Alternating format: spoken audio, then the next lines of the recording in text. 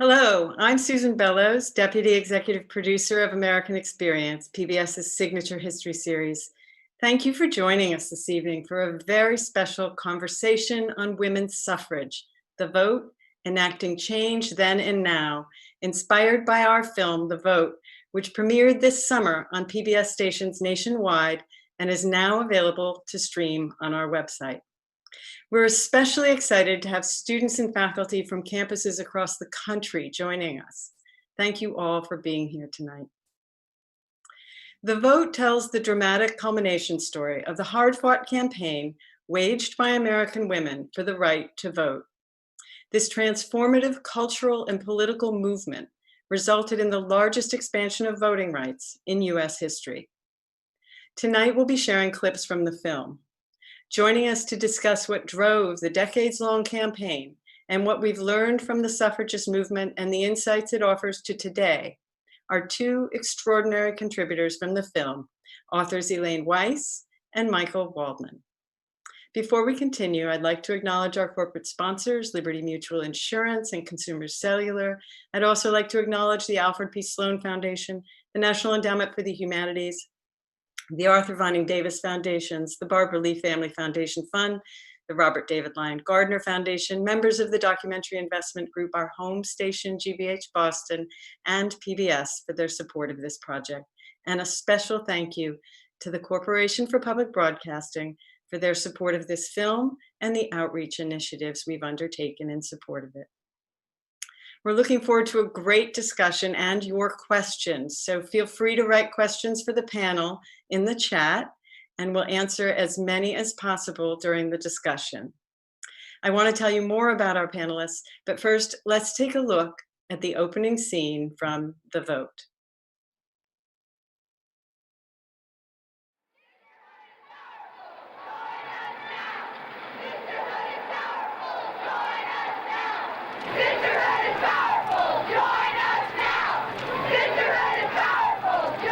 "50 years ago today, the 19th Amendment to the U.S. Constitution gave women the right to vote. This anniversary, a militant minority of women's liberationists was on the streets.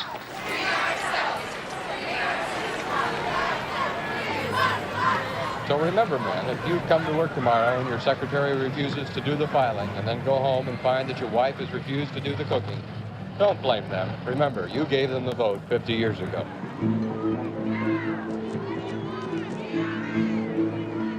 It had been the opening act in what proved to be an epic struggle for equality. A crusade carried out by millions of women over the better part of a century to secure for themselves the right to vote and thereby participate in America's democracy. To be disenfranchised is to be told that you do not matter, because the right to vote is about the power that governs your possibilities. The right to vote is the heart of democracy, and if half the country doesn't have the right to vote, you're nowhere near being a democracy. Women would go out canvassing, and the men would be terrible to them.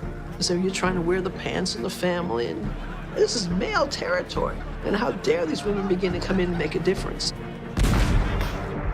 This struggle is going on at the same time that the nation is resolving the Civil War. So to introduce women is to disrupt a political culture that is built on exclusion, that is built on the notion that politics is a white man's business. It's a civil rights battle. We don't think of it like that, but it truly is a great civil rights battle.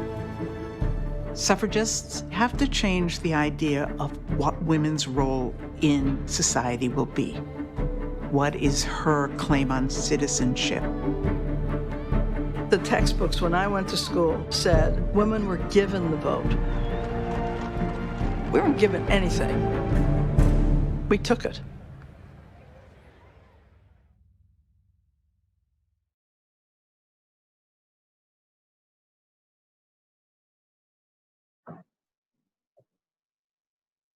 As we begin our discussion, let me take a moment to formally introduce our guests. Elaine Weiss, featured in the film, is a Baltimore-based journalist and author whose feature writing has been recognized with prizes from the Society of Professional Journalists. Her byline has appeared in many national publications, as well as in reports for NPR. Her most recent book, The Woman's Hour, The Great Fight to Win the Vote, has won critical acclaim from the New York Times, Wall Street Journal, Christian Science Monitor, and The New Yorker. In addition, Steven Spielberg's Amblin production company is adapting The Woman's Hour for TV, with Hillary Rodham Clinton serving as executive producer. Also joining us is Michael Waldman. Michael is also featured in the film and is the president of the Brennan Center for Justice at New York University School of Law. He's a constitutional lawyer and writer who is an expert on the presidency and American democracy.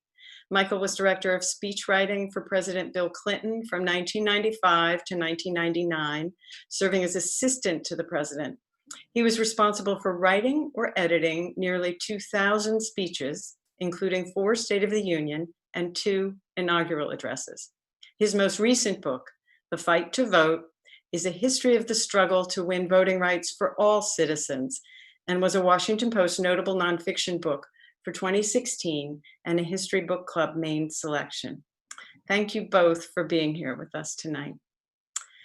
So, Elaine, I'd like to start with you. The clip we just saw noted that at the heart of this civil rights battle to secure the vote for women was a struggle to change the very idea of what a woman's role in society should be. Can you help us understand the role of women in American society in the late 19th and early 20th century, the constraints they faced, and in the face of that, what securing the vote really promised for them? Could you take us back and help us understand the nature of that struggle for them? Sure. Thank you, Susan. It's a pleasure to be with you all tonight, especially on the eve of an election. Life for an American woman in the mid and late 19th century was one of subservience.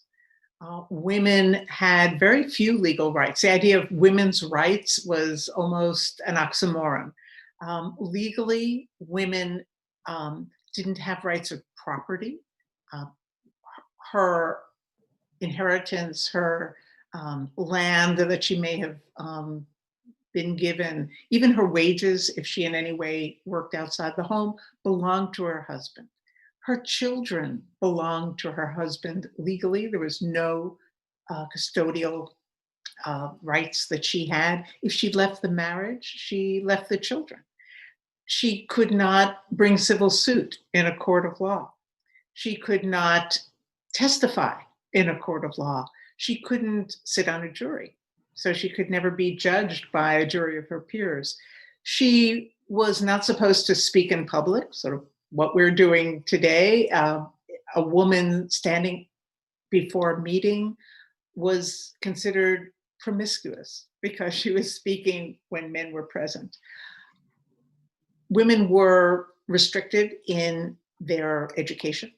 Most colleges and universities would not allow them to enter. Most professions were closed to them.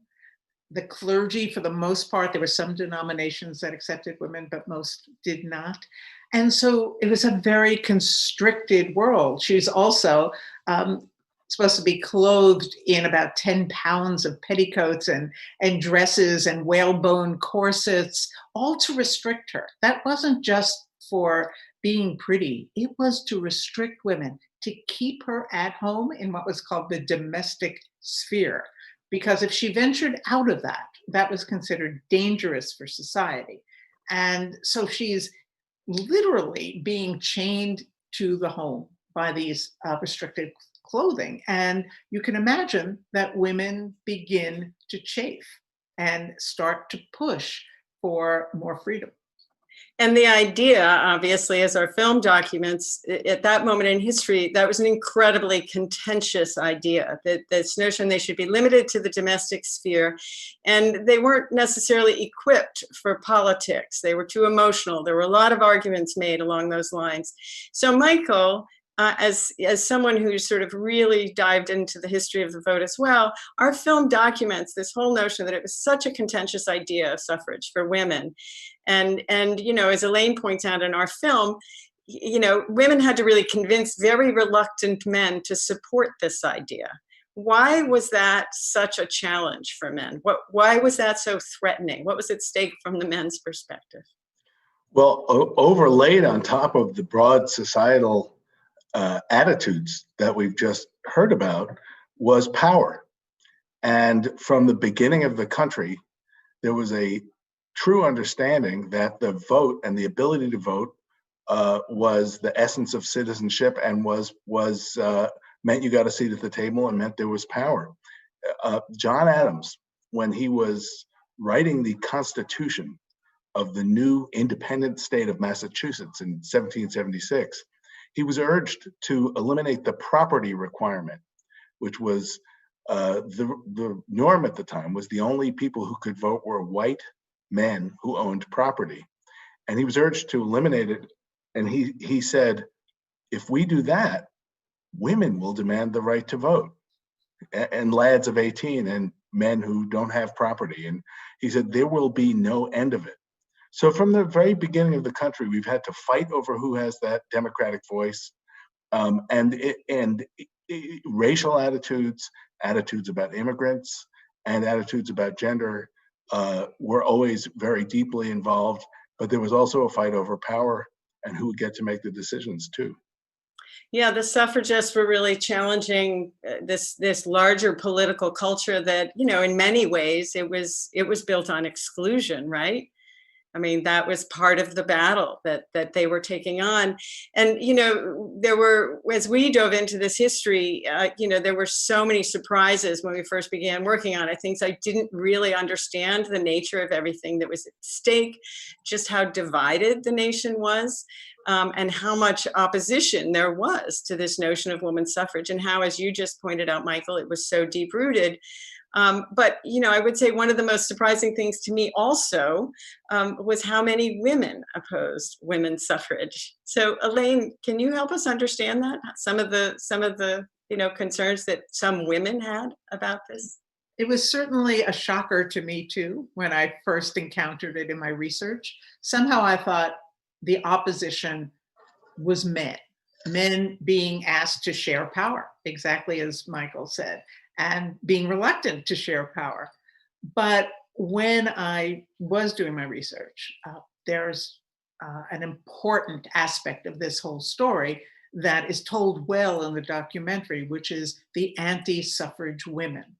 And how do you explain this? How do you explain organized groups of women who oppose their sisters getting the right to vote, to be full members, full citizens in this democracy? And what's so interesting is you see different attitudes of opposition. So for some women, it is a religious opposition. They believe, and they've been told by their pastors to believe, that God, their interpretation of God, made women to be subservient to men. She made Adam to be dominant over Eve.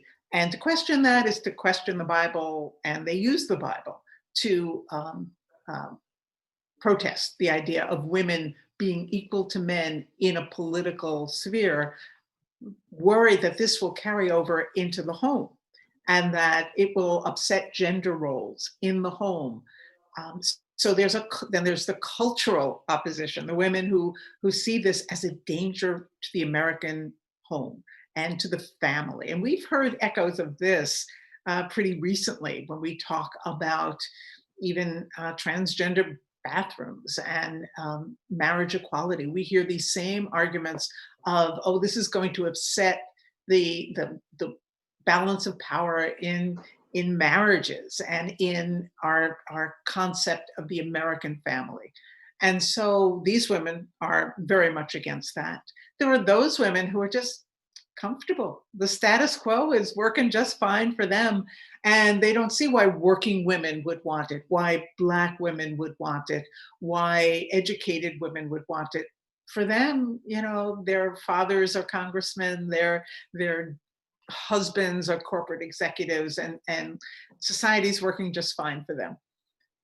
And then there's the racial element. And there certainly were women, I don't think it was dominant in the movement, but there were women who did not want Black women to vote and feared that not only would that give Black women power. Remember, Black men had been enfranchised by the 15th Amendment in 1870, but in the southern states, they'd been robbed of this by Jim Crow and intimidation. And so there's the fear that if Black women are given the vote, and the 19th Amendment will give Black women the vote legally, then there might be an assumption of social equality too. And this now, they fear undermines the basis of white supremacy in the southern states. So it's a very complicated set of reasons that women have, and some will share some and not others. But until around the first decade of the 20th century, you don't see organized women in opposition. You don't see organizations like the National Association of Women opposed to women's suffrage, because until then, almost everybody's against women's suffrage. The suffragists are a small slice of the American public. And for decades, they have to embark on an education, an awakening. You know, getting woke is what the suffragists have to do. It's educate, organize, and agitate, as Susan Anthony calls it. So it's really convincing not only men, but convincing women that they need and want the vote. But there is this core of conservative, culturally and religiously and politically, women who say, no, we don't want the vote. It'll be a burden to us. Yeah, that's so interesting. And as you say, you know, it's a Sisyphean struggle in the beginning, but the suffragists eventually are really sophisticated in how they build a movement. And so despite all this opposition, the stuff you've just described, you know, in the early decade, you know, by maybe 1909 or so, the cause of women's suffrage has really become something that's starting to enter into the mainstream. And I think it's really interesting as we look at that history to try and get an understanding of that. You know, how did the suffragists accomplish this? You know, what does history tell us about a social change, how a social change movement sort of becomes accepted into the mainstream? And Michael, you're kind of nodding your head like, you know, can you comment on this a little bit? What are some of the mechanisms with which they manage to achieve this? Well, so I will say that I didn't know this history in any meaningful way until I started researching this book on the history of voting rights in America. And, you know, I knew about the 15th Amendment, I knew about the Voting Rights Act, and like so many, sort of assumed at some level that the fight for women's suffrage was less contentious than many of the other fights for rights in American history. And of course, that's not at all true. And we also learn about Seneca Falls and Susan B. Anthony, but as you say, not a whole lot actually happened until the beginning of the 20th century. And there was one of the things that did happen then that was noteworthy was there was a period of great turmoil in the society and many different movements in the progressive era.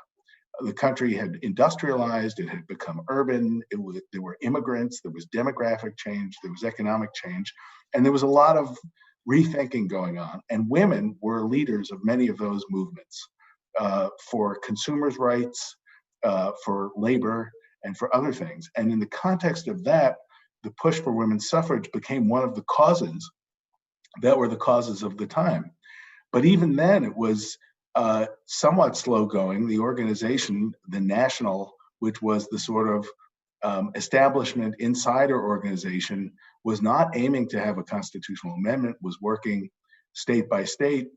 And then what happened was a younger group of women, many of whom had been involved in the rather dramatic and riotous suffrage movement in England, when they were over at school, came back and said, hey, why are we waiting? And people like Alice Paul and Lucy Burns and Inez Milholland fast forwarded the whole thing in the course of a couple of years. And what was really striking is that the strategies and tactics that they advanced on the outside, hunger strikes, picketing in front of the White House, staging the first ever big protest march in Washington, D.C. for voting rights, which was for women's suffrage the day before the presidential inaugural in 1913. All of these things pioneered tactics of protest. This was before Gandhi was doing most of this stuff in India. It's really quite extraordinary. And in the end, their outside game and the inside game of the women who were playing off the Democrats who were still enthralled to their southern wing and were not sure what they thought of expanding voting rights for anybody, because you never know where that might lead. And the Republicans, who were more pro-voting rights and more pro-voting rights for women pretty consistently throughout most of this history. And then there were third-party candidates like Theodore Roosevelt or the socialists who made women's suffrage part of their platform. You had both the inside game, the outside game, and the electoral fight happening all at once. And that is what made the difference in the end. Yeah, absolutely. And I'm glad you brought up this notion of the sort of strategy and these almost what were perceived as these kind of revolutionary tactics at the time, Michael, because there's this gradual expansion of the movement where they're able to increase visibility, heighten awareness of it, broaden their base of support, but they were also incredibly sophisticated in thinking about the kind of tactics and strategies that they would employ. And they really, as you said, Michael, kind of invented new political tactics, and they developed over time in a fairly sophisticated, strategic way to further and advance the movement. I'd like to look at another clip that we have that kind of explores that theme a little bit more. It focuses on the suffrage movement in 1917. So this is 6 decades after the movement sort of began in earnest. It's important to stop for a second and think about that 6 decades that these women had one way or another been pushing for the right to vote. So by this time, frustrated by the ongoing lack of success, this really fiery suffrage leader you just referenced, Michael, Alice Paul, begins a daily picket in front of the White House gates, which ultimately results in many of the women being arrested and jailed. Let's take a look. Word of the triumph in New York likely did not reach Alice Paul, who'd been behind bars for more than 2 weeks at that point. On her second day in, she'd incited her fellow suffrage prisoners to rebellion, encouraging them to fling shoes, tin drinking cups, whatever they could lay their hands on, through the high windows, just as she'd done 8 years earlier in a London jail. For that, she was placed in solitary confinement, cell door bolted round the clock. No mail, no visitors.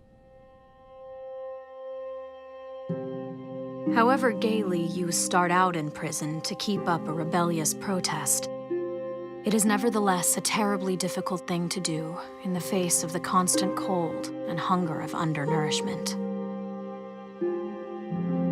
By the end of the second week, the daily ration of worm-riddled pork and dry bread had left Paul so feeble she had to be transferred to the jail's hospital.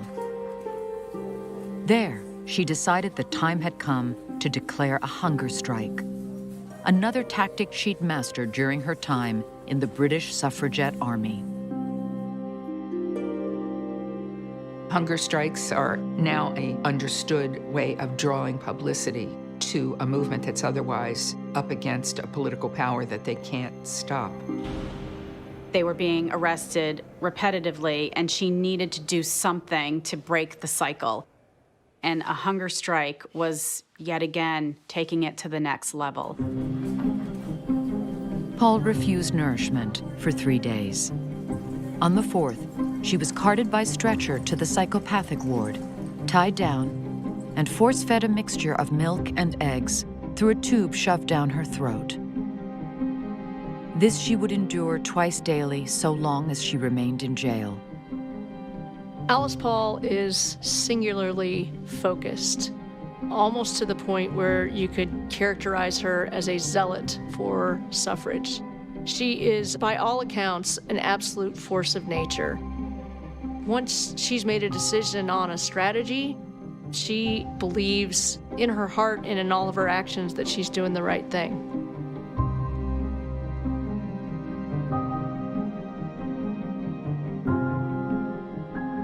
The news of Paul's ordeal, which played all across the country, was followed by yet more pickets, more arrests, more suffragists standing trial. This was an extraordinary innovation in the tactics of protest.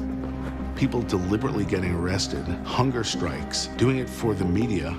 And it was the first time you had this kind of nonviolent, ongoing civil disobedience on a great public issue in the nation's capital.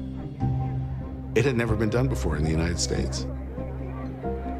The fact that a woman will put her body on the line for her right to be a citizen is considered shocking. But women are realizing that if they don't act in these ways, nothing will change.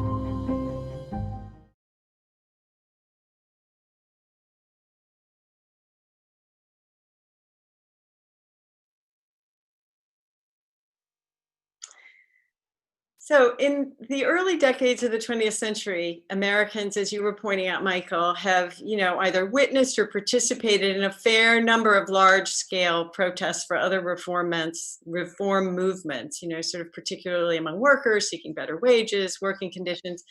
And yet when the suffragists used tactics like pickets and street protests and some of the things that we just saw in the clip, it seemed really revolutionary. So why was that? Elaine, maybe you want to talk first about what was so considered so revolutionary about this at this moment? Well, it was the idea of women expressing protest, expressing political ideas at all. Remember, part of this is not just voting. It is women's place in society and women's place in our democracy. And since the beginning, women had been not considered full citizens with voting rights.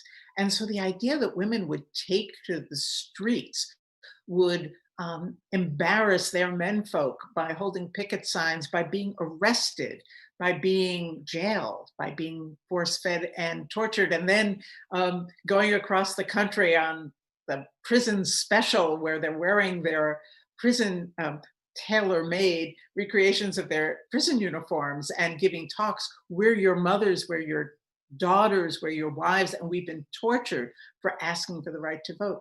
It was considered unseemly that women didn't do this sort of thing. And if you see the letters going between some of the suffragists who are arrested and some of their families, where the families are horrified that their suffrage relatives have been arrested and have been publicly shown to be protesting. So part of it was that they were using new techniques like picketing the White House, never done before. And I have to say, when we saw protests this summer in Lafayette Park, where the suffragists would mass for their protest, where the Women's Party headquarters was, it was all I could think of. It was almost a recreation of what had happened a century ago, a little more than a century ago. So the idea was, first of all, it was radical. They were using tactics that had never been used before, and also women were doing this. Now we have to say that as the film shows, the mainstream suffragists, most suffragists were very appalled by this tactic. And they thought, you are making more enemies than friends. You are alienating our friends. And of course, every movement goes through this kind of tension. And we're going through that sort of tension today about what is too radical? When does radical protest become counterproductive? Yeah, I think it is one of the most compelling things about this history, that it asks that vital question, and what does it really take to bring about effective social change? And certainly throughout the history we explore in this film, there is this constant tension between pragmatic methods like lobbying and organizing parades, and these more radical methods like, going to jail, hunger strikes, and the like. Michael, which approach do you think was more successful? Would one have worked without the other? I don't know that one would have worked without the other. In a sense, the more radical approach pushed it over energized it and pushed it over the finish line. But it was the shoe leather lobbying and whispering in the ears of power that really got the stuff done. And one of the things that's so noteworthy about it is that it was an overwhelmingly nonviolent protest movement. And throughout American history in the 19th century, certainly, you had political parties or violent actions, and they were kind of all jumbled together. There was a lot of violence at the polling places. And that's, in fact, one of the arguments that had been made about why women had shouldn't be around elections, because everyone knows they're drunken brawls and, it's like a football tailgating thing. And what was so striking was not just that they were nonviolent, but that the use of overreaction to that nonviolence as a very media savvy way of moving the undecideds who were going to make the decision. So that march in Washington in 1913, they were beset by the men on either side of Pennsylvania Avenue, 100,000 men, and sent 100 women to the hospital. And it was the big news story. The police chief of Washington, D.C. had to resign. It kind of overshadowed Wilson's inaugural, and public opinion really moved for suffrage. And when I learned about this, I thought, gee, that sounds just like Selma. The same idea that it was the violent overreaction to peaceful protest was actually what created the breakpoint for change. So I think it was the nonviolence and the awareness of how to use the overreaction in a fairly media for its time, no Twitter, but media savvy way. Well, they did actually use the mass media very much to their advantage, and they figured out right away how to capitalize it. And that was something completely, striking to me. Do you see similarities in the way media is used today to further causes and movements? I mean, did they lay the groundwork for us in some ways? We certainly saw it this year in the Black Lives Matter protests at Lafayette Square and around the country, with the very powerful use of almost nonverbal communication of the wall of moms in Portland, or people lying on the street for the amount of time it took for George Floyd to be killed, and all these other things. I think there's considerable sophistication that, and again, it's something of a generational thing. If you look at an issue where there was a long period of lack of success and then more movement, is the gun control, the struggle for gun safety. And it was only when the Parkland kids got involved and worked with some of the older, longer incumbent and better funded entities like Gabrielle Gifford's group or Mayor Bloomberg's group, but it was the Parkland kids, the high school students, who instantly knew how to change the terms of it because they were digital natives. You saw a similar kind of paradigm shift in real time. Great. I'm going to take a moment because we've got a lot of wonderful questions coming from our viewers in the audience out there. And one of our viewers is wanting to know, this is a big question. Why is America so reluctant to elect a woman as president when other democratic countries have already done so, even third world countries? So does anybody want to weigh in on that one? It's a very big question, and yet I do think that some of the history we explored bubbles up the very issues that have prevented. Well, we have to remember that several women did run for the presidency even before the 19th Amendment. Victoria Woodhull runs in 1872. So you have women assuming that America deserves a woman president. And I think the suffragists really would be quite disappointed that a century later we have not had the maturity to think that women are equally talented, equally intelligent, equally committed to running the country. One of the pieces in the archives that I found so fascinating was a full-page article in one of the New York newspapers, the New York Herald, in September of 1920. And so this is just a few weeks after ratification of the 19th Amendment. And it's called "Which Women Have the Presidential Timber?" And it goes through the suffrage leaders, Alice Paul, Carrie Catt, Molly Hay, and it says, these women have extraordinary political experience. They have shepherded an amazing political movement that has achieved its goals, and they know how to work with Congress. They know they are diplomats. Which one will be running in the 1924 presidential election? And it's quite serious. And then you realize, that didn't happen.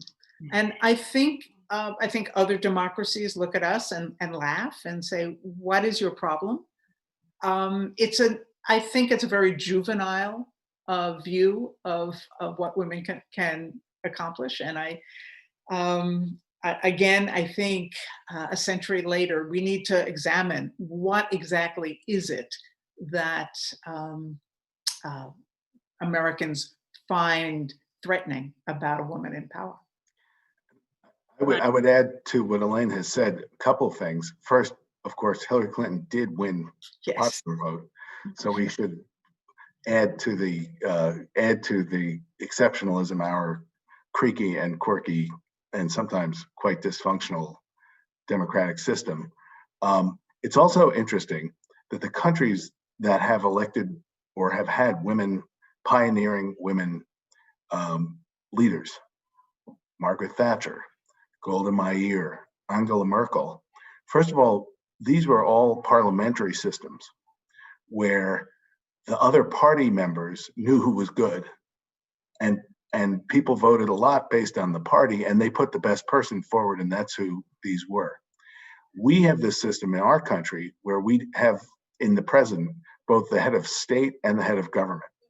And it's far more infrequent to find in almost any country where women have been elected directly as the head of state as well as head of government, except in some places where it's often maybe the daughter of a previous assassinated prime minister or something like that.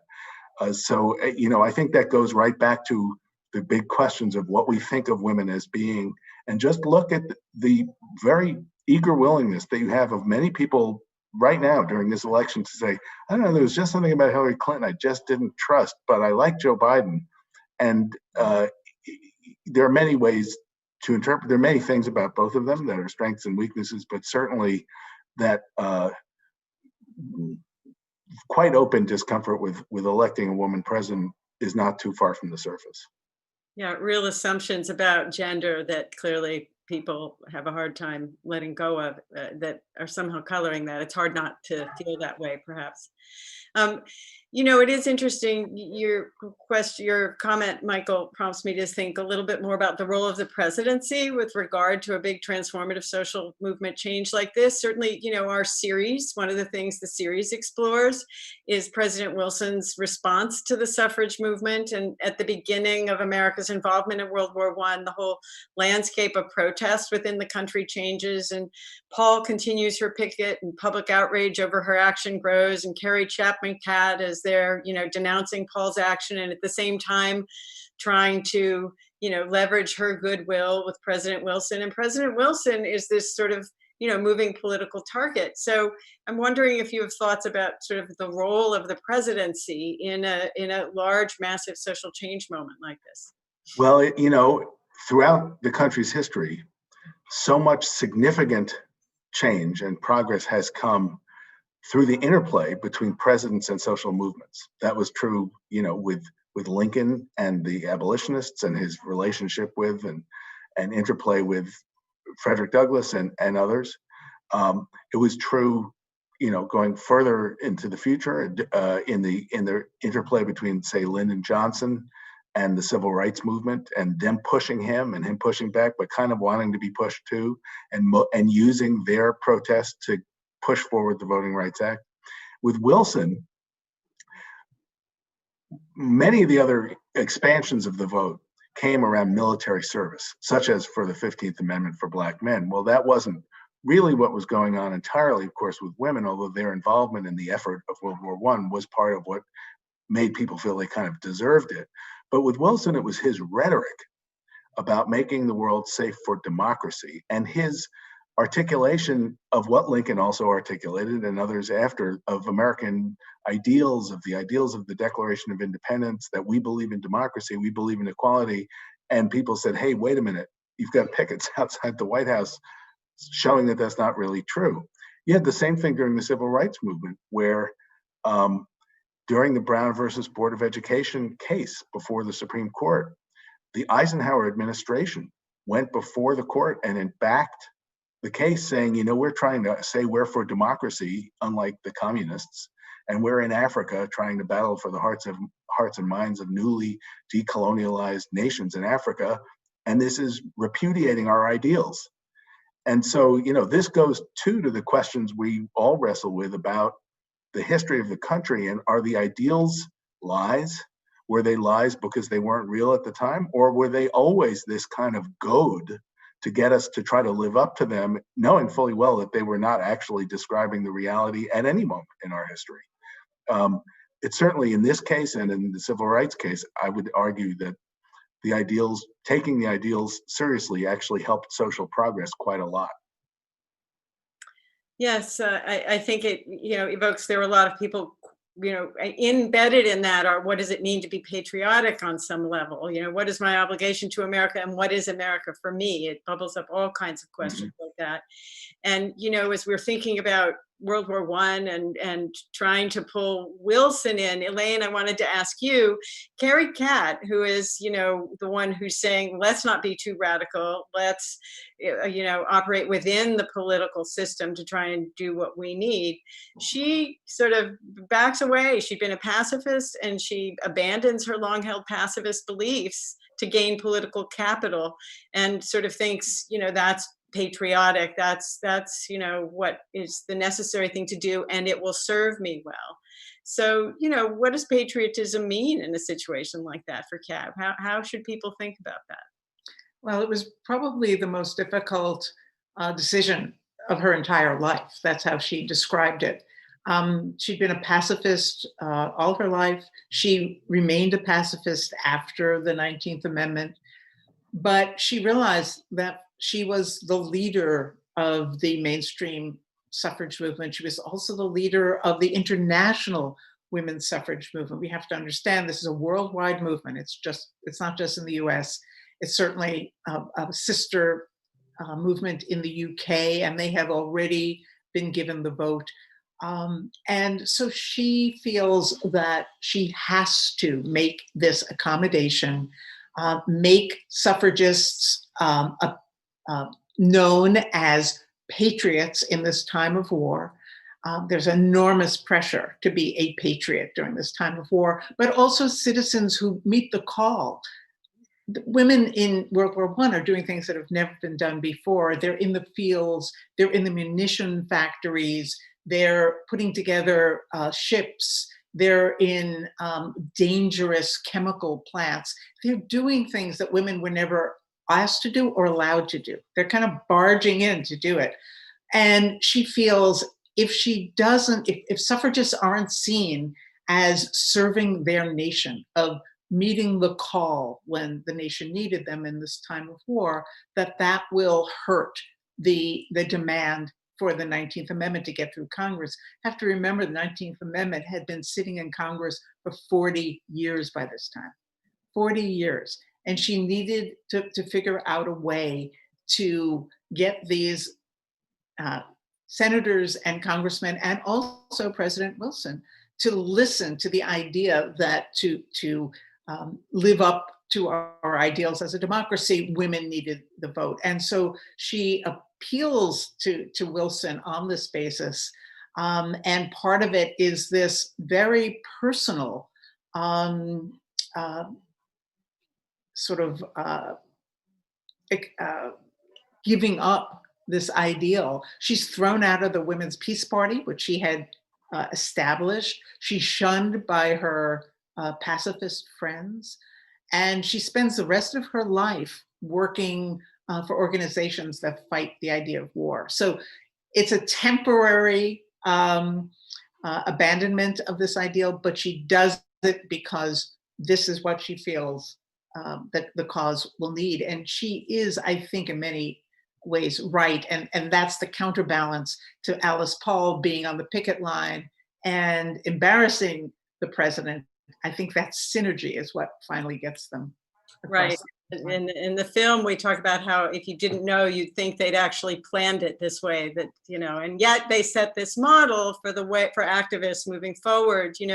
As Michael, you were referencing civil rights movement. It was definitely one of the, sort of most interesting things I feel I learned when we jumped into this history, the extent to which the suffragist movement really laid the groundwork for tactics and strategies that would be adopted by future movements, in particular the civil rights movement in the 60s. And yet, there was this tension between white suffragists and Black suffragists at the time. And, I wonder if we could just sort of take a moment to talk about that. Was there a way for these two groups to help each other, towards a common goal one would have wanted? And yet, could you talk a little bit about the pressures, Michael, that were put upon them? Well, because the political system and the Democratic Party in particular were dominated by or in league with the Southern racists, at numerous points along the way, the suffrage leaders felt they had to make a decision about whether to have basically a movement that was putting Black women in the back of the line or not. Ida B. Wells, the great journalist who documented lynching, famously had to fight to march in that parade. And the women chose to not fight white supremacy at that moment in the fight for suffrage. It came after a period when, it is worth noting that there's been contention over these issues for years, even before then. When the 15th Amendment was enacted, the women thought they were going to be part of it too, and there was a split then with the abolitionists, and the Black leaders who said, we need to get this vote now to protect our lives, and that in turn, many of the women leaders of the time were very unabashedly racist in their response. But there was a kind of contention over who would get to go first after the Civil War. And it's hard to know how to judge this. It does seem as though if they had made this something that was going to enfranchise Black women, it's hard to imagine that the Democratic Party of the time would have gone along. Although it did, of course, enfranchise Black women in the North, who were able to vote and be part of social movements in the 20s and during the New Deal and so on.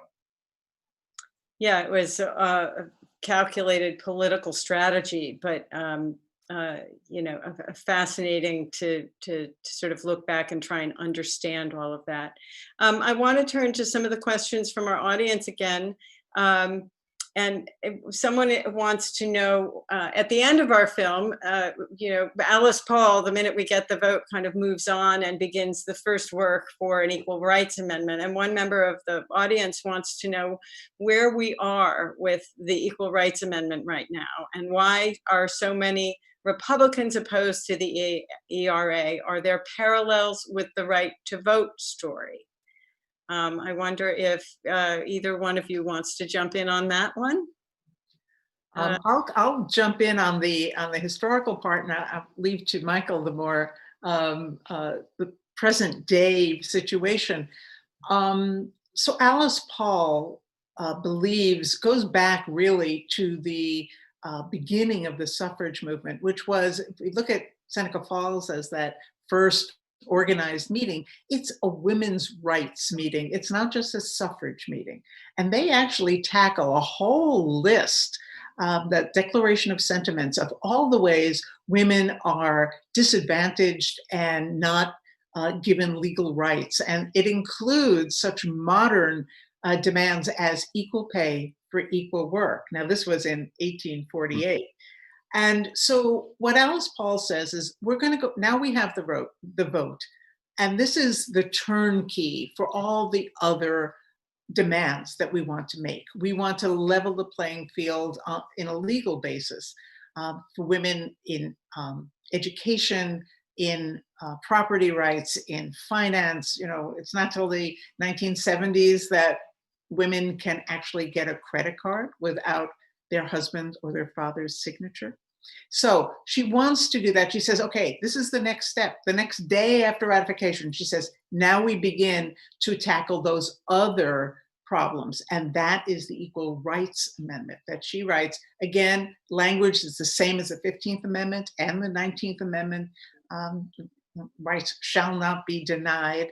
And it's introduced into Congress in 1923. And Alice Paul spends the rest of her life, more than 50 years, trying to get that through Congress.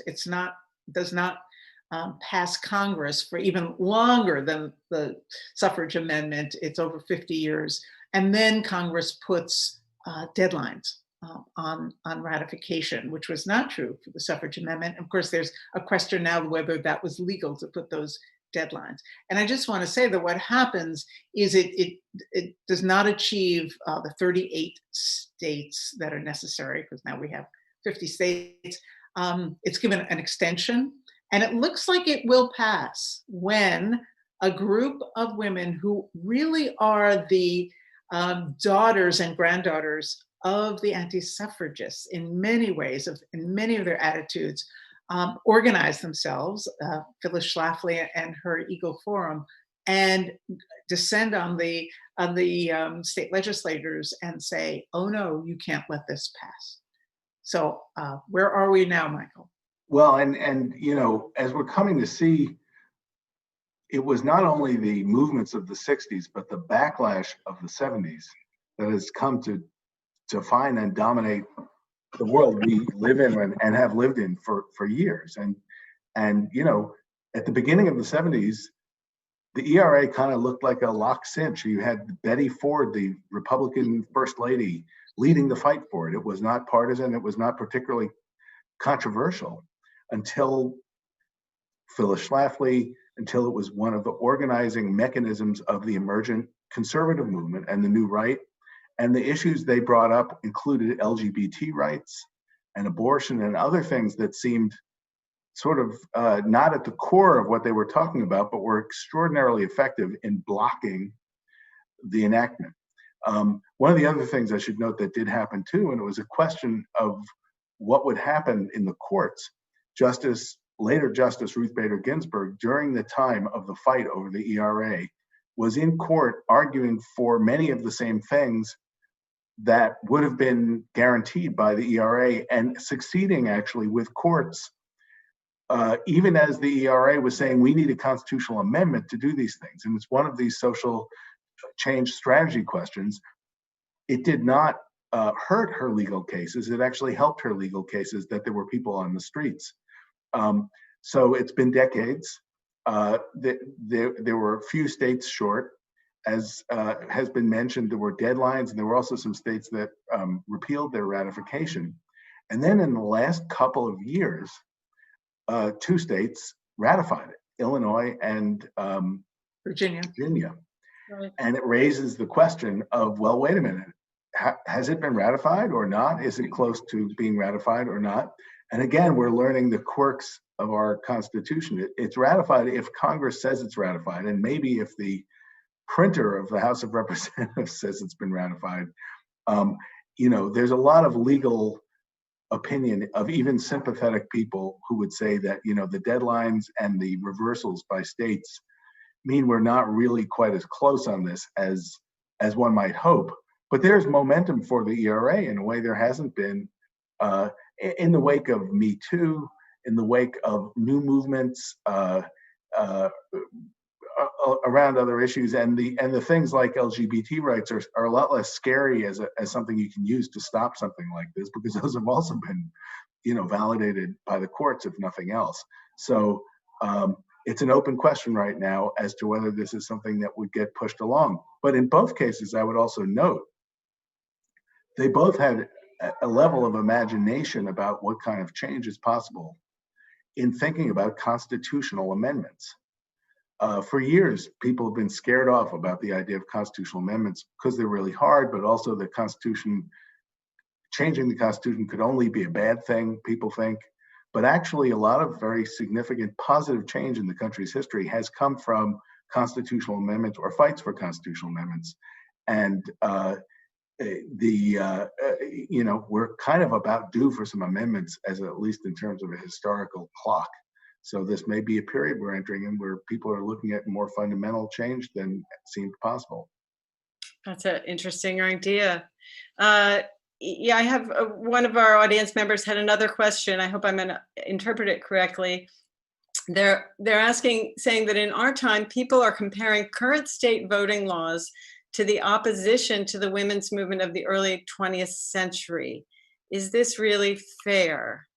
I wonder if, Michael, do you want to take that one on? Do you understand the question? I'm not entirely sure I get the question.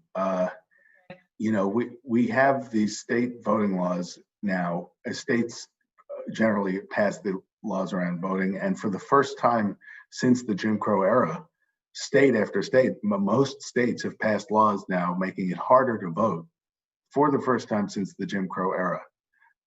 Some of this aided by or ushered in by the Supreme Court's ruling in the Shelby County case that gutted the Voting Rights Act, but it even predated that. So once again, who gets to vote is a very central political issue in the country. We see that this week and next week. And so it may be that the fights over voting today can lead to reform and big change, going forward and in years to come. Well, so go ahead, Elaine. I'm sorry. Yeah, I just wanted to say that state voting laws, because the Constitution does give the right to administer elections and decide who has qualifications to vote, to the states, unless it is superseded by federal law. And that's why the suffragists had to abandon the idea of changing the laws state by state, which they were doing. It was always a two-track system where they were trying to change the laws in a critical mass of states that would then pressure Congress to pass a federal amendment, because they knew there were going to be states, and not just in the South, but New Jersey, Massachusetts, Pennsylvania would never have given women the right to vote if it wasn't for a federal amendment. So, but then what you see after the enactment of the 19th Amendment, and this is something that I think is important, the 19th Amendment does give the legal right to vote to all eligible American women over then the age of 21, now 20, now 18. It's not true that the 19th Amendment does not give the right to vote to Black women. It is state law. It's the state racist laws in the southern states that will prevent most African-American women from voting until the Voting Rights Act. But as Michael said, in the North, in the West, Black women are voting, they are organizing, they are electing, as Ida B. Wells helped to organize the first Black alderman in Chicago. So there is, the 19th Amendment does empower a great many women where so it's not its failure, but it is subverted by state laws, and it is never enforced by Congress. There is an enforcement clause. They never choose to enforce it. So I think we need to put the blame for the racism that occurs after the 19th Amendment where it deserves to be. Yeah. But it's also worth noting that the Constitution gives not only constitutional amendments, but in significant ways, Congress the power to override state voting laws, not about who can vote, but about what they call the times, places, and manners. And Congress has tremendous power right now to end partisan gerrymandering, to require automatic voter registration, to mandate early voting. A lot of the stuff we're seeing right now around the election, drop boxes, all that kind of stuff is the kind of thing that was in legislation that passed last year in the House of Representatives, H.R. 1, spearheaded by Speaker Pelosi. And depending on if the stars align, we could see that kind of national democracy reform front and center in coming months. Yeah, it's our democracy and how it's enforced is an ongoing kind of living, breathing, organism. And we all think it was kind of invented in full cloth and inviolate, and yet people keep pushing up against it and changing and transforming and expanding. And, as we've just said, the 19th Amendment was not a panacea, but it was definitely something that kind of opened a door and changed our thinking about American democracy. I don't know if, the constitutional scholar in our midst wants to make any other closing comments. We're almost out of time, but do either of you have anything else to add? No, we're in good shape. Everybody should vote. People suffered to get us that right. Least we can do is exercise it. Absolutely. They fought hard, and it's actually, Michelle, the filmmaker, at the end of the process, one of her big takeaways, she said one of the things she was most moved, inspired, and taken with was this realization that these women cared so passionately about our democracy. So, they've left us a legacy, and the history is worth exploring, and their legacy is worth living up to. So I'm afraid that it's all the time we have for this incredible conversation tonight. We thank you all for spending an hour of your evening with us today. I thank Elaine, I thank Michael for joining me in this conversation. You can watch the full film, The Vote, anytime at americanexperience.org and the PBS video app. Thank you all for joining us. Thank you.